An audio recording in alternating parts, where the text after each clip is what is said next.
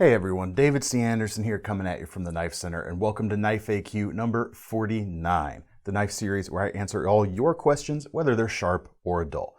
This week, got a bunch to talk about, but I think key among them, we're going to get into that thought process. Is something that's tactical really useful, or are you just going to verge into that tacti-cool territory? Let's get into it. All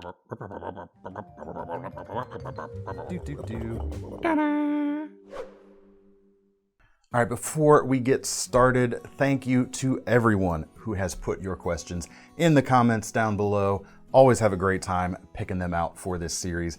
And if you want a chance for your question to be featured, bargain is the same. Just leave them down below in the comments. So first question today comes from Gadgets, Gear, and Greatness. Hey David, what would be your personal weird but useful blade shape / design? I think it'd be cool if a push dagger had a blade with half serratitons and the other had a plain edge. Sometimes I clean up the spelling and capitalization, grammar and such in these comments. Sometimes I don't, because serratitons, it made me smile. So it's going in the dictionary. So I left it in. Don't go to Urban Dictionary and look that up. I'm afraid there's probably something already there.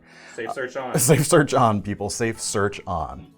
So for your suggestion, that does exist already, actually. The Cold Steel Urban Edge comes in about $23, and you've got a plain edge on one side and a serratited edge on the other.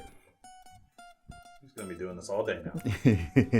If you can't amuse yourself, be funnier, I guess. Really cool little knife. Yeah, very fun. Maybe a little tacti-cool. I don't know. There's certainly plenty of folks out there that do know how to use something like this very effectively. Probably most of us who would buy one don't, but that's okay. Push daggers are pretty, intuitive. You just kind of point and punch, so to speak, or point and cut. It's a good EDC knife, actually. It can be. It's got a good shape if you need to use it for utility. Obviously, this is designed as sort of a self-defense thing anyway. As for my useful but weird blade shape, I gotta go with a hawkbill. I've got a Spyderco here. This is the Tasman Salt 2, comes in about $96. And that hawkbill shape, very useful for stuff like cutting cardboard. We featured that a little while ago on this channel. And just anything else where you don't want your blade slipping out of a cut. Good for use in the yard. This is very reminiscent or very similar to some pruning blades out there, or at least it can do a similar job. Really good for getting in under zip ties because you've got that very acute tip and you can kind of stick it in there and rock back on the blade here. The spine of that will kind of lift that tip up and hopefully punch it right through those zip ties as you go. Very useful stuff, but very unconventional for most folks here in the States anyway. You can get it in a black handle as well, but I like the yellow in combination with the H1 blade steel here, which is of course a rust-proof metal. Just a really cool knife. So that would be my pick, definitely. Hawkbill stuff all the way. All right, next question comes from Zoltan Kuhn. I see the Tops Fieldcraft has an indent on the scales for a bow drill. Yes, here's the knife right here. That's what he's talking about. Using this, or the ability to use this knife as a bearing block if you're doing a friction fire with a bow drill and spindle, that sort of thing.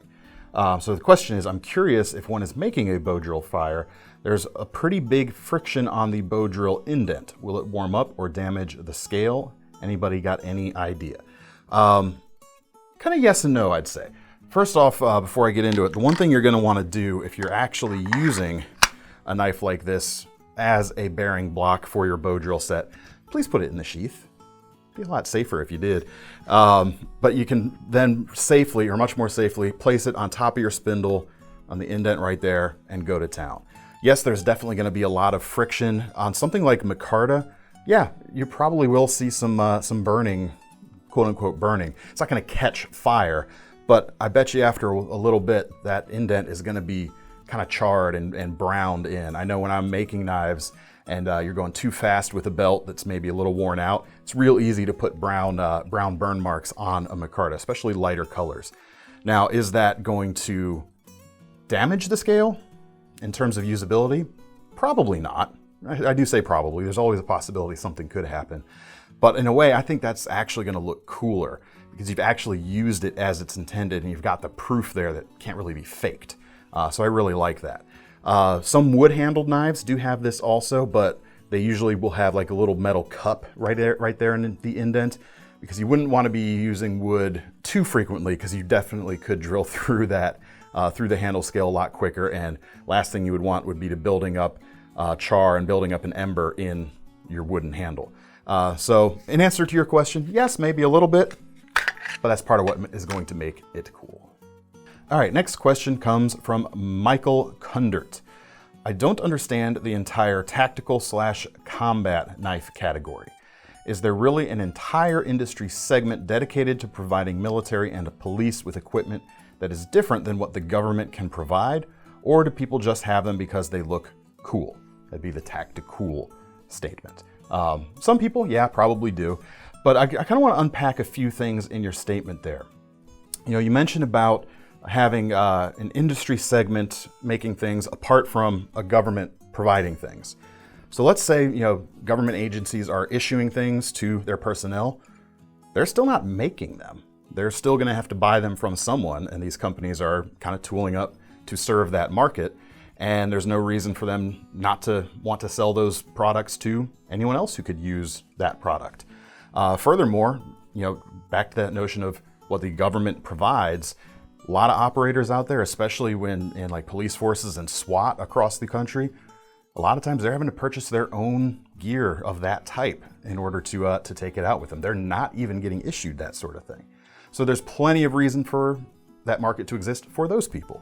Furthermore, and I'll hold up a knife I own as an example, the new Benchmade Adamas, there's plenty of things that that kind of fall into the tactical knife category that are useful for anyone, no matter what category they're in.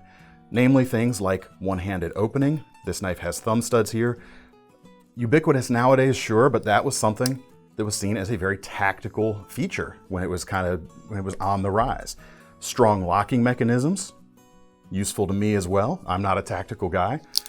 As well as ambidextrous use that you can get on something like this. I like that as well. And that ability to quickly open and close the blade safely, huge benefit to anyone out there. But yeah, I mean, to sum it back up into one kind of sentence again, things that are useful to tactical users are pretty much useful to everyone. Now, are there certain blade shapes out there that are a little crazier, that might be seen as more aggressive? Sure, but a hawkbill is a very aggressive shape. You see that on karambits all the time. And as we already talked about a little bit, still a very useful shape for a non-tactical user. So I hope that gives you a little bit of background into why I think the whole tactical versus non-tactical users question is sort of a red herring in a way, or misplaced something. Hope that helps. Hope that helps.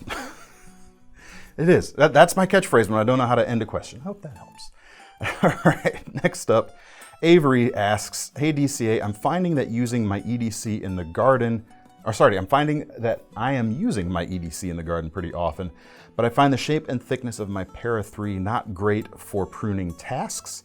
Can you recommend an EDC knife that can double as a pruner? Sure thing. First off, Tasman Salt, again, any of the hawkbill shaped Spydercos are gonna make a pretty decent option, because you know, a lot of pruners have that recurved hawkbill shape to them. If you don't want to carry something quite so out there though, one thing that I know works, and I learned this from Ethan Becker, he's usually carrying one of his little neck knives and a Swiss Army knife with a saw on it, specifically for pruning, as he would walk around and see something in his garden that needed a little snip, saw, you know what I mean? You have a nice little pruning saw in there.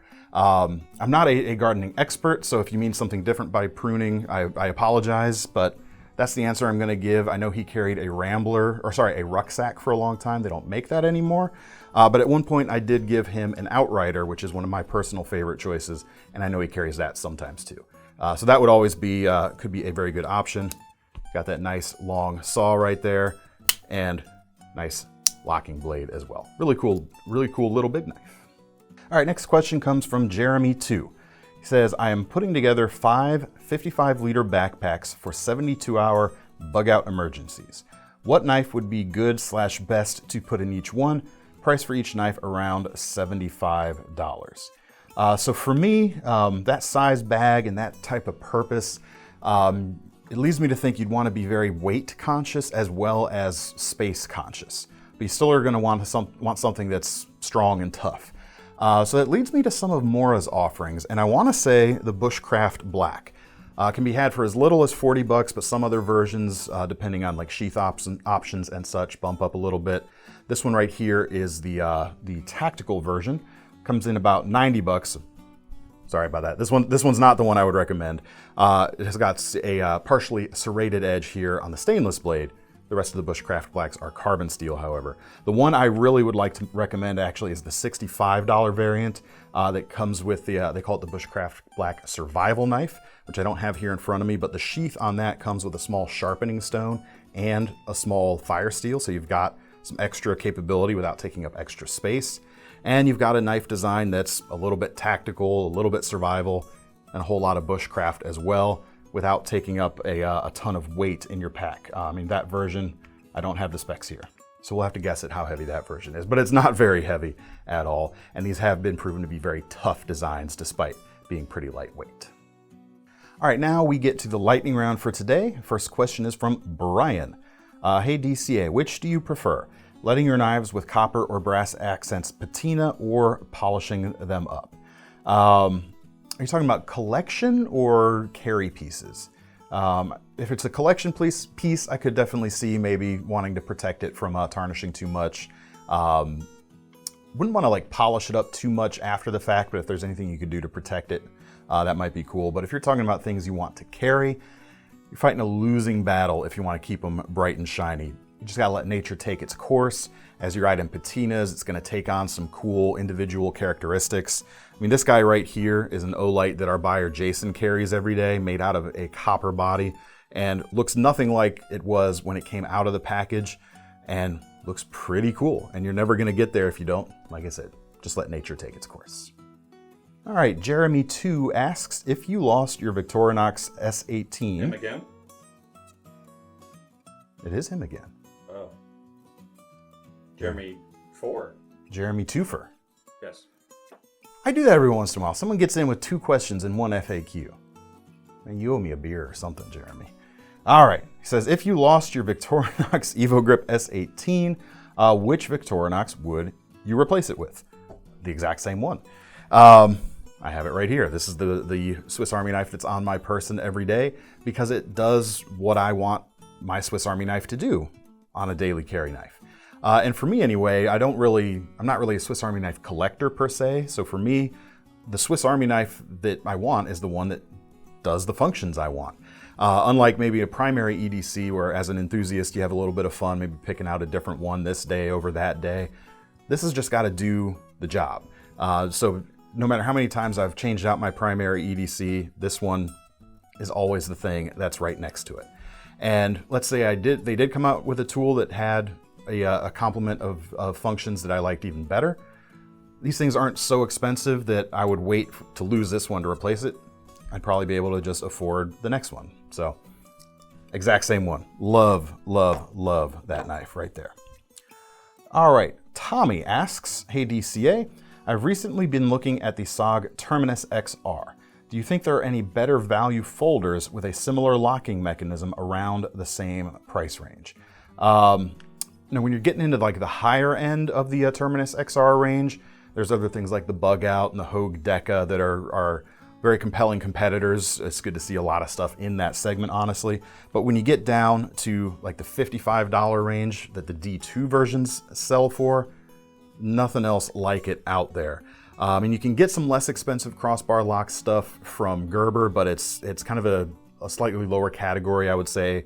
The steel is not nearly as premium as D2, which is not necessarily a premium steel these days.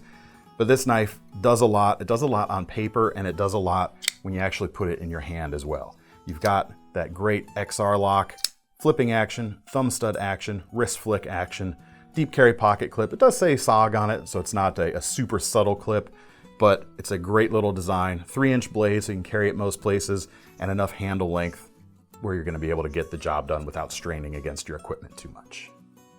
All right, that brings us now to our most serious question of the day, which comes from Philosophus Bellator. In terms of sheer moofery, what, in your opinion, are the top 3 most intimidating folders? something that would persuade a predator with nefarious intentions to keep moving. So I was going to go over to our warehouse and get 3 Espada XLs from Cold Steel, because that is clearly the correct answer. But we didn't have enough of them on the shelf today when we're filming anyway to make that gag work. So I decided to go a completely different direction. I've got 3 here. Honorable mention, I went with the Chris version of the Voyager from Cold Steel. The reason I didn't go with it though is this style of blade shape is so uncommon now that it might not be intimidating if you pull it out. People might look at it quizzically going like, what the heck is that? So for that reason, this guy's out.